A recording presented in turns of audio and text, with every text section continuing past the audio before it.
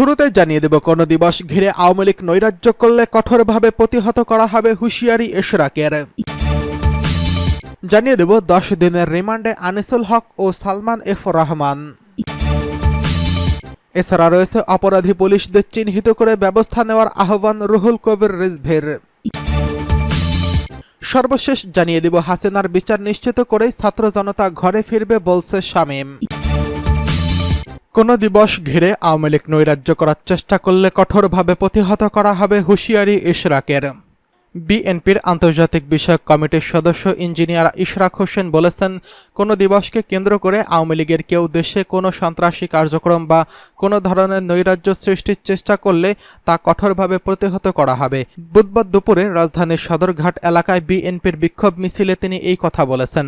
শেখ হাসিনা সরকারের গণহত্যা ও তাদের বিচারের দাবিতে বিএনপির কর্মসূচির অংশ হিসেবে এই বিক্ষোভ মিছিল করে দলটি। ইশরাক বলেন, স্বৈরাচারী হাসিনা পালিয়ে যাওয়ার পর দেশে বিদেশে পালিয়ে থাকা তার দুর্নীতিবাজ ছেলে বিদেশে বসে দেশ বিরোধী ষড়যন্ত্র করছে।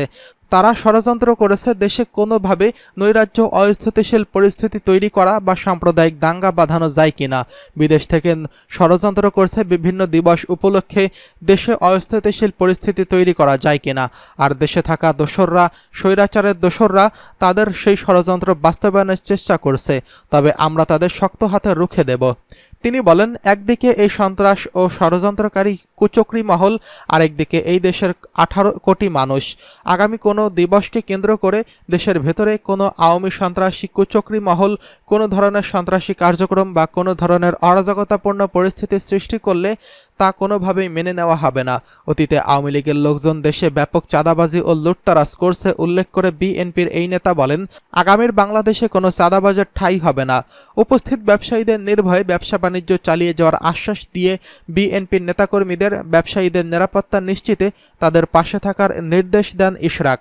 ব্যবসায়ীদের উদ্দেশ্যে তিনি বলেন, আমাদের নেতা তারেক রহমানের দায়িত্ব দিয়েছেন আপনাদের পাশে থাকার জন্য, আর আপনাদের সঙ্গে নিয়ে দেশবিরোধী সব ষড়যন্ত্র রুখে দেওয়ার জন্য। কোনো দলীয় পরিচয়ে কেউ যদি এসে আপনার কোনো ধরনের ডিস্টার্ব করে অথবা আপনাদের কাছে চাঁদা দাবি করে, তাহলে আপনারা সবাই মিলে তা রুখে দেবেন। পরে স্থানীয় নেতাকর্মী ও ব্যবসায়ীদের নিয়ে বিক্ষোভ মিছিল সহ সদরঘাট এলাকা প্রদক্ষিণ করেন ইশরাক। এদিকে 10 দিনের রিমান্ডে আনিসুল হক ও সালমান এফ রহমান। বৈষম্য বিরোধী ছাত্র আন্দোলন চলাকালে রাজধানীর নিউ মার্কেট এলাকায় দোকান কর্মচারী শাহজাহান আলী হত্যার ঘটনায় করা মামলায় গ্রেফতার হওয়া সাবেক আইনমন্ত্রী আনিসুল হক এবং শেখ হাসিনার বেসরকারি শিল্প ও বিনিয়োগ উপদেষ্টা সালমান এফ রহমানের 10 দিনের রিমান্ড মঞ্জুর করেছেন আদালত। বুধবার সন্ধ্যায় তাদের আদালতে হাজির করে পুলিশ। এরপর মামলায় সুষ্ঠু তদন্তের স্বার্থে 10 দিনের রিমান্ড চেয়ে আবেদন করা হয়।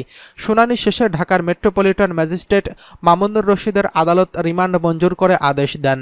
ঢাকা আইনজীবী সমিতি ও ঢাকা বার জাতীয় আইনজীবী ফোরামের সাবেক সাধারণ সম্পাদক এবং জাতীয়তাবাদী আইনজীবী সমিতির ওমর ফারুক ফারুকি বলেন, আজকে হাজার হাজার আইনজীবী এখানে বিক্ষোভ করছে। তারা আসামিদের ফাঁসির দাবি করেছেন। আসামি পক্ষের কোনো আইনজীবী এখানে উপস্থিত নেই। এটাই প্রমাণ করে তারা আইনের শাসনে বিশ্বাসী ছিলেন না। এর আগে বিকেল 5:55 দিকে 9টি গাড়ি বহরের নিরাপত্তা নিয়ে ওই 2 আসামিকে নিয়ে আদালতের উদ্দেশ্যে রওনা দেয় পুলিশ। পরে সন্ধ্যা 6:25 দিকে তাকে বহনকারী প্রিজন ভ্যান আদালতে পৌঁছায়। সেখানে নেওয়ার পর প্রথমে তাদের আদালতে গারদখানায় রাখা হয়। এদিকে আদালত প্রাঙ্গণে সালমান এফ রহমান এবং আনিসুল হককে বহন করা প্রিজন ভ্যান পৌঁছালে সেখানে আইনজীবীরা ব্যাপক বিক্ষোভ শুরু করেন। এ সময় পুলিশের প্রিজন ভ্যানের সামনে চোরে ভুয়া ভুয়া স্লোগান দিতে দেখা যায় আইনজীবীদের। এরপর কঠোর নিরাপত্তার মধ্য দিয়ে তাদের আদালতের গারদখানায় রাখা হয়। বিক্ষোভকারীদের রাস্তা থেকে সরিয়ে প্রিজন ভ্যানটি ভেতরে ঢোকাতে বেশ বেগ পেতে হয়। আইনশৃঙ্খলা বাহিনীর সদস্যদের প্রিজন ভ্যান লক্ষ্য করে এ সময় ডিম নিক্ষেপের ঘটনা ঘটে। ছাত্র জনতার আন্দোলনের মুখে ক্ষমতাচ্যুত আওয়ামী লীগ সরকারের হেভিওয়েট এই 2 ব্যক্তিকে মঙ্গলবার 13 আগস্ট রাতে রাজধানীর সদরঘাট এলাকা দিয়ে নৌপথে পালিয়ে যাওয়ার সময় গ্রেফতার করা হয়। গ্রেফতার হওয়ার পর আনিসুল হক এবং সালমান এফ রহমান জিবি হেফাজতে ছিলেন। তাদের নিউ মার্কেট থানায় দায়ের করা একটি হত্যা মামলায় গ্রেফতার দেখানো হয়। অপরাধী পুলিশদের চিহ্নিত করে ব্যবস্থা নেওয়ার আহ্বান রিজভীর। অন্তর্বর্তীকালীন সরকারকে উদ্দেশ্য করে বিএনপি সিনিয়র যুগ্ম মহাসচিব অ্যাডভোকেট রুহুল কবির রিজভী বলেছেন, অবিলম্বে শেখ হাসিনা যে পুলিশ বাহিনী তিনি যেভাবে তৈরি করেছিলেন সেই পুলিশ বাহিনীর মধ্যে যারা দায়ী অপরাধী অতি দ্রুত তাদেরকে চিহ্নিত করে তাদের শাস্তির ব্যবস্থা করতে হবে। তিনি বলেন, যারা সরকারের মধ্যে থেকে পুলিশ বাহিনীকে মদদ দিয়েছে এই মাসুম বাচ্চাদের হত্যার জন্য তাদেরকে অতি দ্রুত বিচারের কাঠগড়ায় দাঁড় করাতে হবে। বুধবার দুপুরে রাজধানীর সোহরাওয়ার্দী হাসপাতালে আমরা বিএনপি পরিবার উদ্যোগে বৈষম্য বিরোধী ছাত্র আন্দোলনে আহত ছাত্রদের দেখতে গিয়ে রিজভী এসব কথা বলেন।